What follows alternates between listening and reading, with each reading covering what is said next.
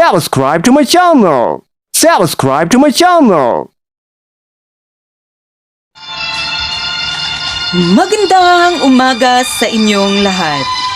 Like ta karon sa aming kandusanang istasyon na hindi pa narehistro. At ngayon mga kandusanan, may letter sender tayo from Matina, Davao City. Ug aniya ang iyang sulat mga kandusanan nga gipadala pa tawo niya diri sa kandusanang istasyon na hindi pa narehistro. Magandang umaga sa inyo, Ate Laika Bern. Itatago niyo lang ako sa pangalan na Maricel, nakatira sa Matina, Davao City. Ipinadala ko talaga itong sulat na ito kasi Ate Laika Bern, stress na talaga ako sa aking mga kapitbahay, Ate Laika Bern. Ate Laika Bern, hindi talaga kami noon nakatira sa Matina, Davao City. Nakatira kami noon sa Bukidnon. Lumipat lang kami ng tirahan kasi nagkaroon ng magandang trabaho ang aking asawa at gusto ng aking asawa at Laika Bern na doon kami tumira sa Matina, Davao City kasama ang aming mga anak. Ate Laika Bern, ipinadala ko talagang sulat na ito, Ate Laika Bern. Kasi Ate Laika Bern, stress na talaga ako sa aking mga kapitbahay, Ate Laika Bern. Kasi Ate Laika Bern, sobrang ingay talaga nila, Ate Laika Bern. Lagi silang nag-iinuman, nagbividyokihan, at saka sumasayaw pa sila ng budots, Ate Laika Bern.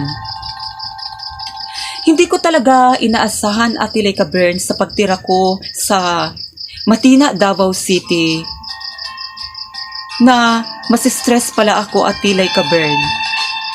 Kasi Ate Laika Bern, sobrang ingay talaga, Ate Laika Bern. Hindi ko na alam kung ano ang gagawin ko, Ate Laika Bern. Gusto kong matulog ng maaga, Ate Laika Bern. Hindi ko magawa, Ate Laika Bern. Kasi Ate Laika Bern, sobrang ingay talaga, Ate Laika Bern. May anak pa ako, Ate Laika Bern, na nagtutuloy sa ako, Ate Laika Bern. Laging umiiyak ang aking anak, Ate Laika Bern, kasi hindi makatulog, Ate Laika Bern, dahil sa sobrang ingay ng aming kapitbahay, Ate Laika Bern. Kaya Ate Laika Bern, dumating ang panahon, Ate Laika Bern, na hindi ko na talaga kaya ang mga kasaba, Ate Laika Bern, sa lugar sa Matina, Davao City, sa mga kapitbahay ko, Ate Laika Bern. Kasi Ate Laika Bern, hindi talaga ako sanay, Ate Laika Bern, na maingay ang lugar, Ate Laika Bern. Kasi sa Bukidnon, Ate Laika Bern, bukid ang aming lugar, Ate Laika Bern. Doon, Ate Laika Bern, ay yung mga tao ay may disiplina, Ate Laika Bern. Ate Laika Bern, dumating talaga ang panahon, Ate Laika Bern, na pinagalitan ko ang aking mga kapitbahay, Ate Laika Bern. At ang nangyari, Ate Laika Bern, inaway nila ako, Ate Laika Bern. Feeling daw ako, Ate Laika Bern. Bakit raw ako makialam sa kanilang ginagawa araw-araw, Ate Laika Bern?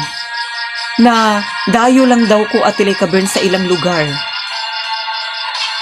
Mutong, Ate Laika Bern, nagdesisyon yun ko, Ate Laika Bern, na muadto sa barangay. Ang problema, Ate Laika Bern, hindi pinapansin ng punong barangay ang aking reklamo, Ate Laika Bern. Sa aking mga kapitbahay, Ate Laika Bern. At ang sabi ng punong barangay, Ate Laika Bern, na makisama na lang daw ako sa aking mga kapitbahay. Kasi bago lang daw akong lumulupyo sa Matina, Davao City. Na-stress talaga ako, Ate Laika Bern. Akala ko masolusyonan ang aking problema, Ate Laika Bern. At pinagtanuwanan talaga ako ng mga kapitbahay ko, Ate Laika Bern. Bakit raw ako pumupunta pa ng Ate Laika Bern, ng barangay Tapos hindi daw ako pinansin ng barangay Atilay Cabern. Kaya Atilay Cabern, na-stress talaga ako Atilay Cabern. Kaya ipinadala ko talaga tong sulat sa inyo Atilay Cabern para mahatagan ninyo og solusyon Atilay Cabern, para matambagan po ko ninyo sa Tambag Balibag Atilay Cabern. Kay na-stress na gid ko sa akong mga kapitbahay. Okay, mga kadusanan, mo katong sulat na gipadala ni Maricel nga ang iyang giingon, mga kadusanan, nga itago lang siya sa pangalan na Maricel. Ang iyang problema, mga kadusanan, no, lisod yun ang iyang problema, mga kadusanan, no, kay kanang bago lang yun siya nakapuyo dito sa Matina, Davao City. Tapos wala siya naka balo nga pag abot dahil na dito ang iyang mga silingan saba dili mabadlong. Ing anak gid ng taga Davao City, no, kanang hilig sila mga budots musayaw-sayaw ganun. Ing anak ilang kanang hilig nga mga enjoy. Oo, tapos kami si Maricel, mga kadusanan, wala siya naanad kay sa una, mga kadusanan, nagpuyo gid ni siya sa, narinig nyo naman mga kadusanan, nga nagpuyo siya sa bukid nun, mga kadusanan. Ang iyang mga silingan dito, mga kadusanan, may disiplinado. Mga disiplinado, may disiplina yung mga kapitbahay niya doon, mga kadusanan. Kaya hindi niya inaasahan, mga kadusanan, sa pagtira niya sa Matina, Davao City, kasi nagkaroon kasi ng magandang trabaho ang asawa niya. Gusto ng asawa niya, mga kadusanan, na doon sila tumira, mga kadusanan, kasama ang kanilang mga anak, mga kadusanan. So, mga kadusanan, atong tambagan si Maricel, mga kadusanan, kay lisod-lisod yun ni iyang problema, mga kadusanan, na na-stress town siya sa iyang mga kapitbahay. So, ang imong angay buhaton, Maricel, no, gibuhat naman gid nimo nga niduol ka sa barangay, tapos wala giunuran ang imong reklamo, kay siguro una-una pud siguro ang barangay nga bag-ura ka dira nakapuyo, tapos ang imong reklamo daghan nga silingan. Tapos first time pud siguro nga nay nagreklamo dira nga tungod sa kasaba sa lugar. Oo. First time pud siguro sa barangay nga naka dawat sila reklamo. Tapos ang nakalisod pag yun, Maricel, wala siguro ka na rehistro dira sa Matina, Davao City. Oo.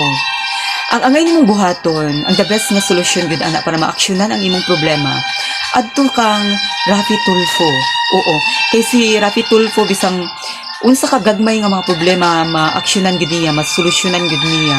Kay kanang kami diri sa kandusan ng istasyon, igo ra pud nimo tambag. Oo, kung unsay angay nimong buhaton, kay mura gid nang amo ikatabang sa imo nga adto kang Rafi Tulfo, kay dali ra kaayo ang aksyon kung makaadto ka kang Rafi Tulfo. Ayan, maraming salamat sa imong gipadala nga sulat diri sa kandusan ng istasyon na hindi pa na rehistro, Maricel.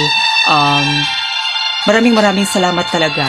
Unta masolusyonan ang imong problema adto kang Rafi Tulfo. Ayan, mga kadusanan, magkutong problema ni Maricel, mga kadusanan. Unta moadto siya kang Rafi Tulfo para maaksyonan ang iyang problema. Ayan, mga kadusanan, thank you for watching. Huwag kalimutang mag-subscribe sa aming YouTube channel, Like a Burn Aninohon.